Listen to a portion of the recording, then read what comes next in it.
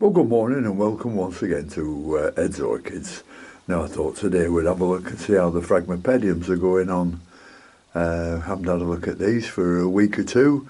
They've all had their usual 6-monthly feed of fish, blood and bone. And now the only thing they're getting is a RO water. That's all they get now for another 6 months. So they should do all right. But first, before we have a look at them, you remember I said I was going to start growing some begonias. Well, I have them here in the greenhouse now, and a few of them started coming up, doing very well. I'll just show them you. Here we are. There's all the begonias, and the big sure ones, you know, that gets very big. I've got 5 red, 5 white, and 5 yellow. And that's one of the red ones there, coming up. Another one, a red one there, and a red one there, and the others are just starting to show the way through. These are there's a little yellow one. That's the first of the yellow ones to show through, and that's another one of the white ones.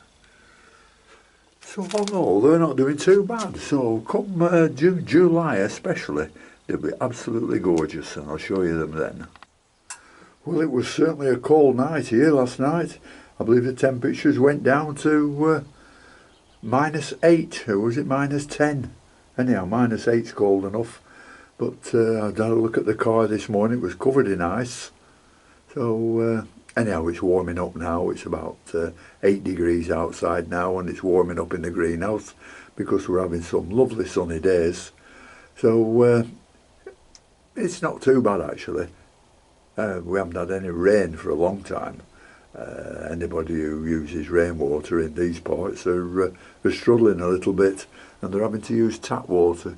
But fortunately I've got the RO water on, so I'm okay in that respect. Right, now let's get a look at the Phragmipediums. Right, the first one we'll have a look at is this Phragmipedium ruby slippers, a cross between Bessi and Caudatum. Now there's a bit of mixture in this one because the Bessi sort of grows on sort of cliff faces where running water all the time, getting covered in water, love plenty of water, do the Bessi, and the Caudatum, which sometimes is found growing on trees. So what do we do as to water them? Do we give them water? Do we miss a bit, let them dry out, and then give them a good watering? Well, no, what I do, I just keep them like all the others. I give them a good watering all the time, and be on the drip system. But I've switched the drip system off at the moment because of the very cold weather, because the water that will be going in will be very, very cold. So I'm leaving that off for a bit. So, well, I'm just watering them with the RO water, and that's all they're going to get for another 6 months. Well, I bought this ruby slipper from Ecogenera 2019 when we were at Malvern, and I bought it as a one growth plant, and now it's a well, this is a new growth, that's a new growth, and the one round the back was the one originally, looking a bit yellowish than the others. Nice little growths coming up in the middle of them, and absolutely lovely, these flowers when they bloom. They're a rich red that they get from the Bessi, and they've got droopy sepals which they get from the Caudatum. Now this is a little beauty. It's Phragmipedium cardinale, a cross between Schlimmii and Sedenii. Oh, I nearly forgot that. Oh, my memory's going terrible. They produce some beautiful flowers with a gorgeous lip on them. Now that lip you would think had something to do with the Cavacii because they've got beautiful lips on them, but no, this is just Sedenii and Schlimmii. And this spike has branched. As you can see, it's got a nice bloom there, and a bud coming up there, and the one up above has a nice bloom there, and another bud there. So this is doing very, very well. And also it's got two new growths coming up at the bottom. You see them? See if we can get them in focus. There we are. There's the two new growths coming up. So once this gets going properly, it produces a massive of new growth. So I'm really looking forward to this one. Phragmipedium cardinale.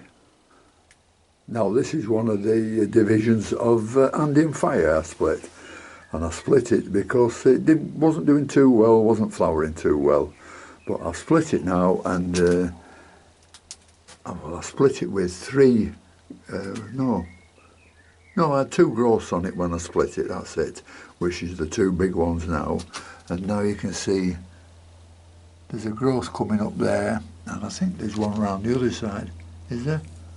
Yep. Round here. I'll just lift these up, and there's another new growth coming up there. So that's putting up two new growths, so that's looking alright, and these are nice. These are a cross between let's think, Cavacii and Lindleyanum, and absolutely beautiful plants these. And I've split the mother plant, which is this is one of the divisions, and I've sent them to many people, and they're doing well with them. So that's a beautiful plant, really, one nice to have.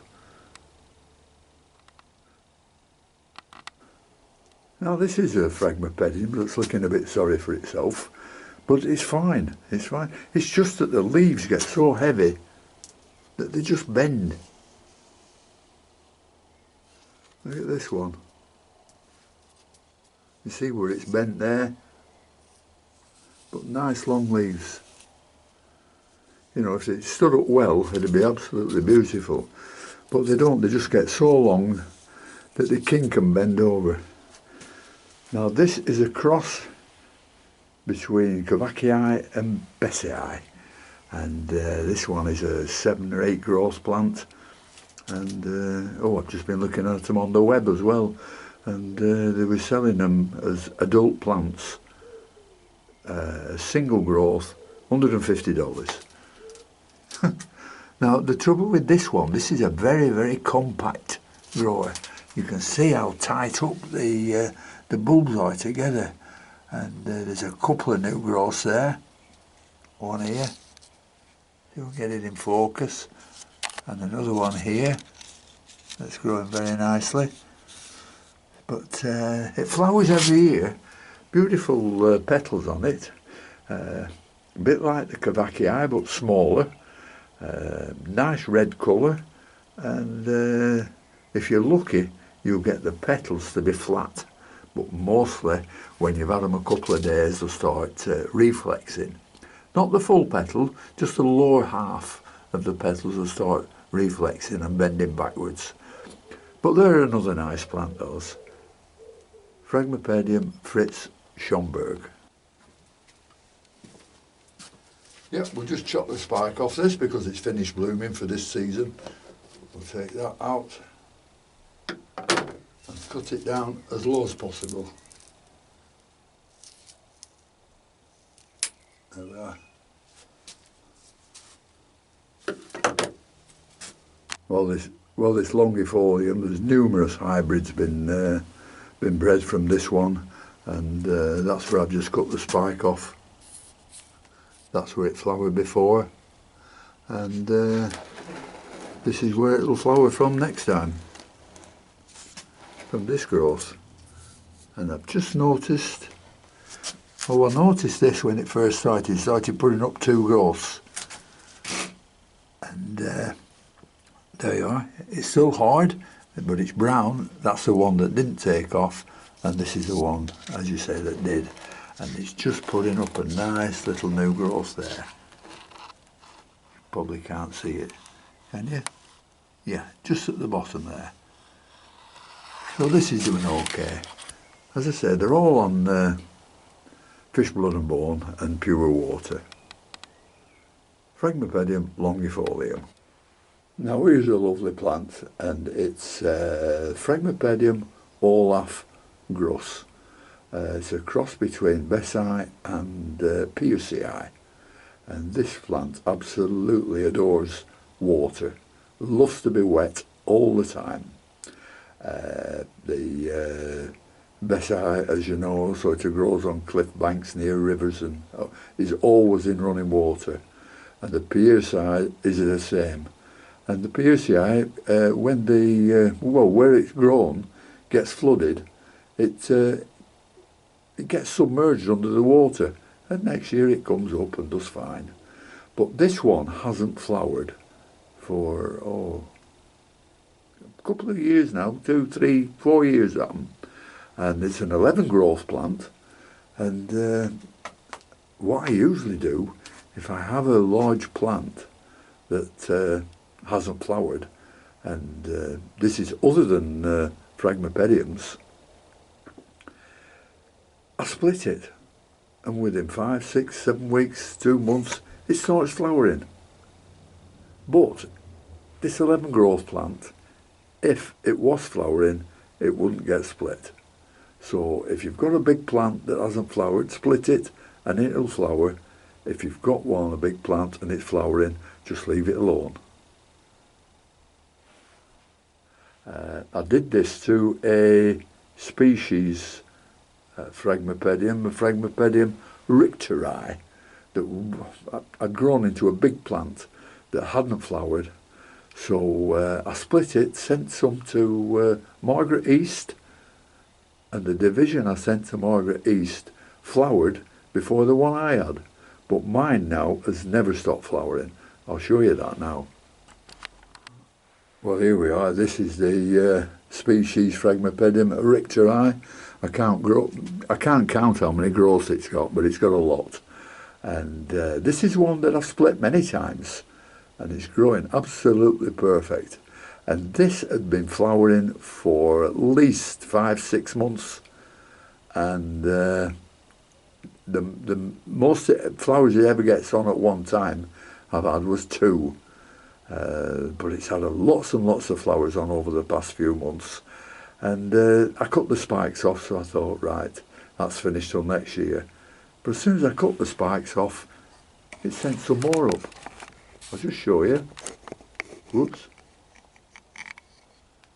There's one spike it sent up. There's another one somewhere. There it is, where this other cane is. There we are. That's the other spike. So this looks like it's going to be in bloom or spike for well over 12 months. Phragmipedium Richteri. Here's a Phragmipedium grande, a cross between longifolium and caudatum. And what can I say about these except that they flower perpetually every year. They never fail to flower. I think, I used to have 6, 7 plants of these. I think I've got about 3 or 4 now. I keep giving them away to our society members. But them days have gone now with not being able to get any from Europe, so I've got to grow them now and do what I can with them. But these are beautiful flowers on these. You've seen them all before, but that's Phragmipedium grande. This also is a Phragmipedium grande, but it's been crossed back to one of its hybrids, caudatum. And this is very slow growing, but it's now starting to grow well, and it's just putting up a nice new fat spike there. Well, not a spike. It's just putting up a nice new growth there. That's what I meant. So I'm hopeful for that in the near future. Now this is a Phragcaudatum, which they say needs to be grown a little bit drier. So I do that with this one, and it's doing okay. I bought this at one of our society meetings for about I think about 12 quid for one little growth on it, and now it's got let's have a see, 1, 2, 3 growths on it, and it looks like there's another one coming up down there right at the bottom, as you can see. That's Phragmipedium caudatum. They don't get very big, but not easy to grow, these. Now this is a nice plant. When it grows fully and starts blooming, absolutely gorgeous, with long sepals on it. And this is Warsawixianum. This was bought in December, before the lockdown for Brexit, where we can't now buy from Europe. Well, we can buy from Europe, but it costs us a fortune. I think it said that one plant, I think I published it before, where one plant cost him £15. If you got it from Europe now, it'd cost you well over 100. Anyhow, that's another story. We won't be buying any of those. But this Warsawixianum, it can be classed as anything. If you've got one of these, it could either be Warsawixianum, or it could be Wallacei, or it could be Popowii, or it could be what they're all classed under now is Humboldtii. So I can't, this was bought, as I say, at December last year, and it's just settling in now. It hasn't done any growth, but it was a lovely plant, and you always get good plants from Grobrochny.